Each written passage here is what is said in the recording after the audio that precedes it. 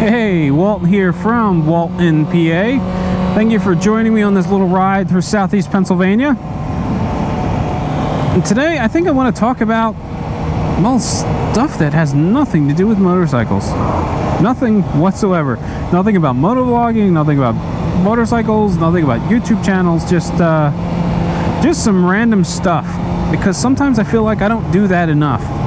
I want to try to maintain, like a motorcycle agenda, but sometimes it's nice to mix in, well, just some other stuff every now and again, just to add a little bit of personality. So the other day I was watching, you know what? It's funny. It's not going to be about motovlogs, it's not going to be about YouTube channels, but the other day I was watching Easy Rider Greg, and he had mentioned that he's having some internet issues. The cable company is not able to get, well, high-speed internet to his house. They're still using some sort of old analog signal, and anyway, he's having issues. And it brought back some old memories. I was started thinking back to the days of analog cable and hot boxes. I don't know if anyone out there has ever had one of those. They're illegal cable boxes that were, I don't know, they're programmed to receive and unscramble all of the signals. So, back then, if you wanted to watch a pay-per-view event, you had to call, the cable company, and you would order the WWF WrestleMania match or whatever it was, and then it would come through to your set-top box unscrambled. Otherwise, like all of the stuff would just be a jangled mess of a picture. You would get everything, they would just scramble certain channels. And these hot boxes would unscramble them, so you get all the stuff all the time. And man, when I was younger, we never had a hot box at home, but I had a number of friends that had them. And we would watch the WWF pay-per-views every single month, because that was the awesome thing that boys did back then. Throwing our friends around the living room, pretending to be Bret the Hitman Hart, putting your little brother in a sharpshooter. So anyway, in addition to having these like scrambled channels, we also didn't have we didn't need a stupid box for every TV in the house either. I mean, I remember when I first moved out of my parents' house, my wife and I got our own home together. We were, we set up the cable through Comcast and whatnot, and then, they were telling me, oh, this is our new digital system. You need a box for each TV in your house, because they originally said, like how many TVs when I set it up. And I said, well, why does it matter? I'll just, I don't need a box for all the TVs. I'll just plug in a couple of other ones into the wall, and it is what it is. And of course they're telling me, well, no, you can't do that anymore. You need a set-top box, and by the way, you have to rent them. And I thought, this is absurd. I don't want to pay per TV. That's crazy. I'm already paying for the cable coming in the house. Why should I have to pay for every TV that it's going in, inside the house? And I realize I'm not paying for the cable to be split up between the TVs. I'm paying a rental fee on the electronic box, but it just annoyed me. We wound up doing it and suffering through cable bills every month with these stupid premiums for these little set-top boxes, because we had the big one in the living room. That was the main cable box, and all the other ones were like secondary boxes. They didn't do as much. Basically, they just gave me TV in another room for the low rate of like $7.99 a month or something like that. So anyway, every year my cable bill would go up by a lot. Like all of a sudden I'd see an increase of like $50 or $60, and I'd call the cable company all upset, like, what's going on here? This is outrageous. And they'd say, well, I'm sorry, sir, your package has expired, it's no longer available. But we can get you in a new package and get you everything you've had before. You know, we'll work with you.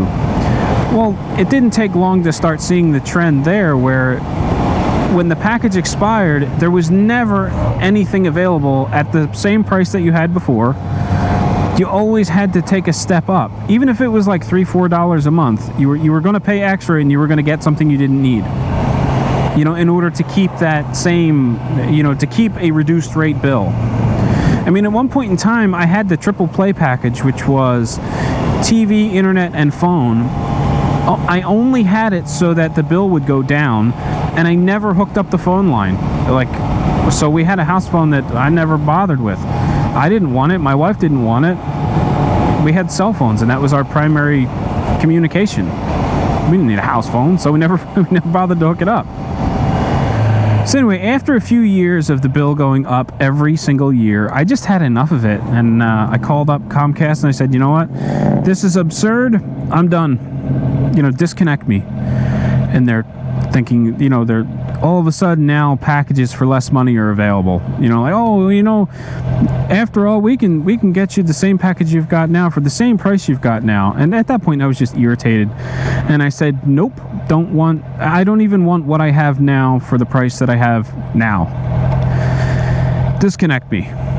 And that's what we wound up doing. We got rid of, I did wind up keeping the cable service, or not the internet service. I needed it for work. I was working from home at the time, and I had a really bad experience with DSL, so I didn't want to switch from high-speed internet to DSL. But I did wind up dropping the phone line, and I dropped the cable TV package, and I kept the internet, which was like, at the time, I think it was like $72 a month or something like that. So, you know, I was paying a little bit more for the internet service, but my bill went down probably $70 a month. And it's been that way for years and years now. I want to say we have to be coming up on 10 years now that we haven't had cable TV. We picked up some antennas, you know, like we plugged some of the TVs into antennas, but where we live, we don't get great reception. You know, we're lucky if we get 2 public broadcast channels, so we just don't bother. Our primary source of entertainment these days are Amazon Fire Sticks. We've just plugged them into the TV, and that gives us Netflix, Amazon Prime, since we are Prime customers, and Disney Plus. We purchased the Disney Plus subscription for the kids. So even at, you know, I don't know what I'm paying for internet now, but when my bill dropped about $70 a month when I got rid of cable TV, I added a few services, mainly Netflix, Amazon Prime, and Disney Plus, back into the picture, but we're nowhere near $70 a month. So I am still theoretically saving money over what I used to pay. So if for whatever reason we ever meet in person, and you know, you're trying to make idle chit chat, and you say, hey Walt, have you seen this new thing on TV, on the news? Nope, sorry. Yeah, but it's been all over the news. Nope. I don't have TV. I have no idea what's on the news. I am completely disconnected from the rest of the world, and to be honest with you, it's amazing. I don't have to worry about fear-mongering or any of that stuff, you know, and there was a lot of that going on over the past year. News reporters sensationalizing things. I haven't had to deal with it, and it's been great. I do go to news sites every once in a while and just get caught up on big picture things. But yeah, you know, that new commercial that's so funny, yeah, I don't see it. That sitcom that everyone just loves to watch and talk about around the water cooler, don't know what it is, haven't seen it. But we can talk about it when it comes out on Netflix, and I binge watch it.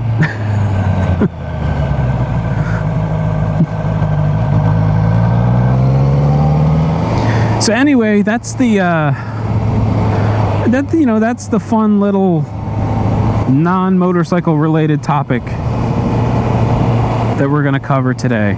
TV and how I don't have it. I do, however, that's funny. We're not done yet, because I do have another amusing thing to tell you that's along the same lines. So I am a member at my local cigar shop. They have a private lounge in the back.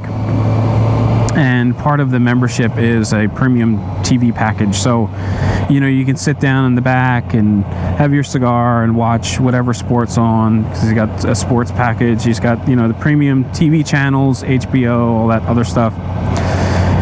So a lot of times I'll grab my laptop and I'll take my laptop to the lounge to work.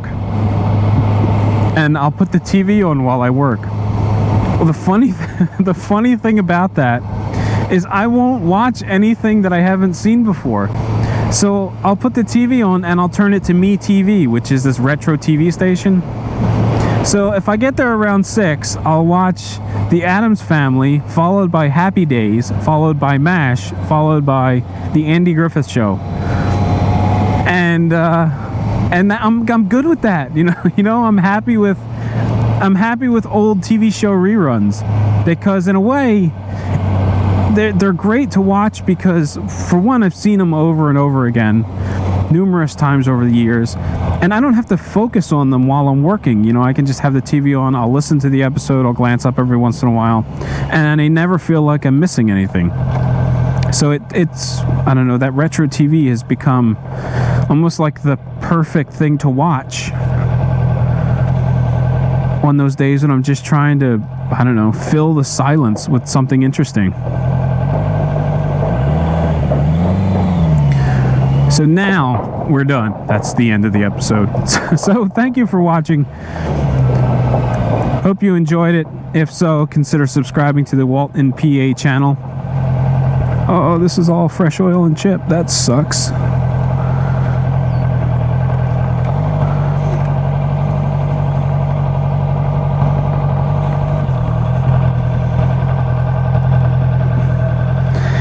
Anyway, that's going to do it. If you enjoyed this video, please consider subscribing to the WaltInPA channel.